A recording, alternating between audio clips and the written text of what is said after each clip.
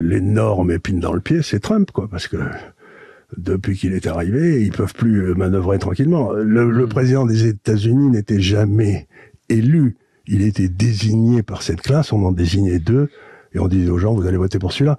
Et ils étaient assez bêtes pour le faire, quoi. Vous voyez, donc on faisait un petit peu comme entre la gauche et la droite en France, entre Fabius et Juppé, vous savez, regardez comme ils sont différents, quoi.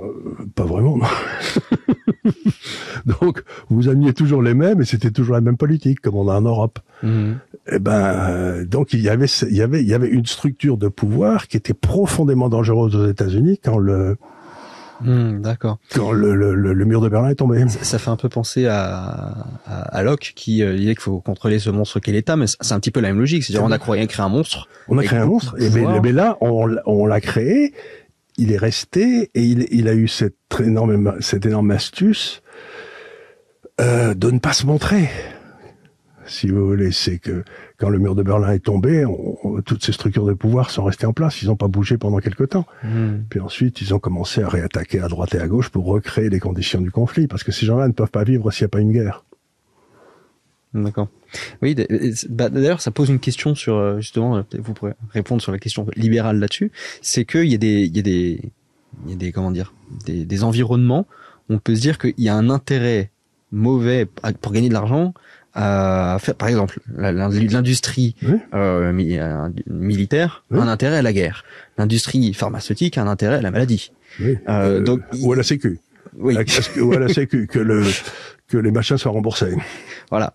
Et donc, là, on peut poser la question sur le marché libre, on peut se poser la question en se disant, est-ce que là, le libéralisme ne fait pas une catastrophe? C'est pas du libéralisme, ça, si vous voulez, c'est qu'il y a des gens qui ont pris le pouvoir politique et qui répondent plus à aucun des critères de Locke.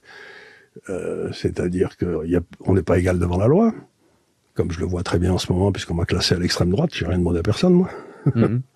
Donc, attendez une seconde, mais ça veut dire que, à partir du moment où je suis classé par l'extrême droite, par ce groupe, ça veut dire que je deviens ininvitable et que ma parole ne vaut rien, si vous voulez. Je n'ai qu'un droit, c'est de me taire et de rester dans mon coin honteux, quoi. Et donc, ils ont fait ça aux États-Unis. Ils ont éliminé tous les vrais bons hommes qui avaient quelque chose à dire. Et dans le monde actuel, jusqu'à tout récemment, gagner des élections sans avoir du fric, j'ai écouté Jean Lassalle récemment qui disait que pour lancer une liste aux européennes, aujourd'hui, il fallait 2 millions d'euros. Si vous voulez 2 millions d'euros, ça se trouve pas sur le sabot d'un cheval, hein. Donc, ils ont rendu le coût de l'élection tellement fort qu'il y a que leurs candidats qui peuvent assumer ces coûts. Et là où ils ont eu un coup dans la tête auquel ils ne s'attendaient pas, c'est le coup de Trump qui paye toutes ses élections lui-même, avec son fric. Et donc, il n'a pas besoin d'eux. Et évidemment, ça, c'est un coup terrible, quoi. 3%, 5%, 7%, voici les derniers chiffres annuels de l'inflation. Ce chiffre ne vous parle peut-être pas, mais il signifie que chaque année, votre patrimoine perd d'autant de valeur. Sur ces 5 dernières années, d'ailleurs, même le livret A, à 3%, ne permettait pas de gagner sur l'inflation. Pour apprendre vous-même à faire mieux que ça, même beaucoup mieux que ça, rejoignez-nous sur l'Université de l'Épargne. Mon problème, c'est que j'ai pas autant d'argent que Trump. Oui, puis je pense qu'en France, malheureusement, la mentalité serait pas aussi favorable à quelqu'un qui a de l'argent pour se présenter aux élections. Oui, il dirait, regardez, il a de l'argent, il a dû voler quelqu'un. Exactement. Mais la question que je me pose, c'est comment est-ce qu'on empêche ce genre d'événement de se produire, quoi? Quelle est la solution des libéraux? Il n'y a pas d'autre façon que de redonner la parole au peuple.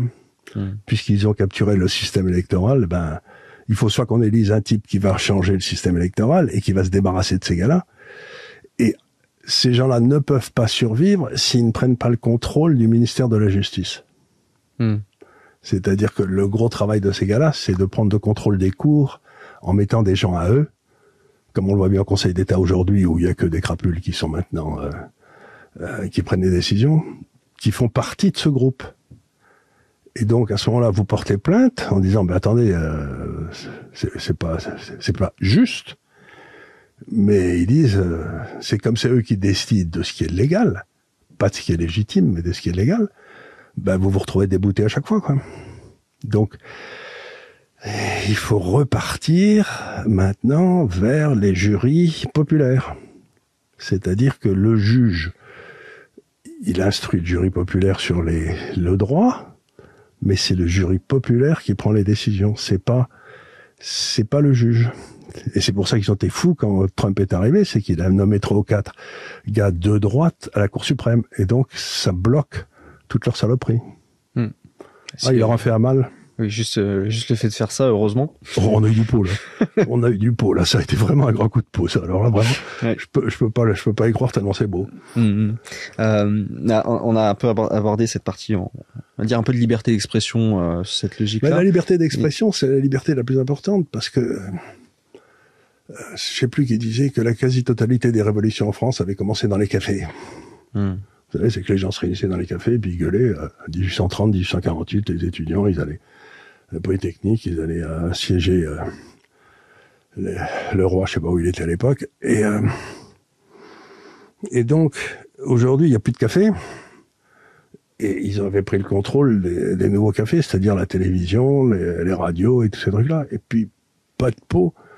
Il y a ce truc, il y a YouTube, et donc il y a des tas de gens qui disent des trucs qui sont intéressants, qui sont sur le net, et qui ne contrôlent plus. Donc, leur grand espoir, c'était d'arriver à contrôler le net en mettant des gens à l'intérieur de chacune des sociétés, et ils ont eu un autre coup dans la tête avec Musk. Et là, on va vous dire que vous êtes complotiste. Depuis quand ben c'est un complot. Ah, mais attends, il s'en cache pas. Je me fais l'avocat du diable. Non, mais il s'en cache pas. Écoutez ce que dit le fou à Davos, le patron de Davos, je sais plus comment il s'appelle, Schwab. Il vous annonce tranquillement ce qu'ils vont faire. C'est que vous savez, comme Hitler, il a pas fait de complot. Quand vous lisez Mein Kampf, il a tout annoncé. Hein. Donc, ils vous annoncent tout ce qu'ils vont faire. Hein. Ils veulent, par exemple, qu'on passe de 8 milliards d'habitants sur la Terre à 500 millions, quoi. Ils vous le disent tranquillement. Mais attendez, comment on passe de 8 milliards à 500 millions? On en tue combien, quoi? On fait des camps de la mort ou quoi? Je sais pas. Vous voyez, je veux dire, c'est quand même un peu inquiétant, quoi. On va pas passer comme ça en 5 minutes. Parce qu'ils disent, d'après leur calcul à la noix, la Terre ne peut supporter que 500 millions de gens. Mais attends une seconde.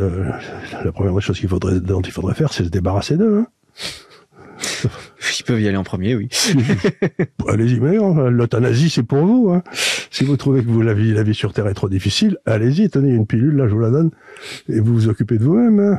Libérez-nous.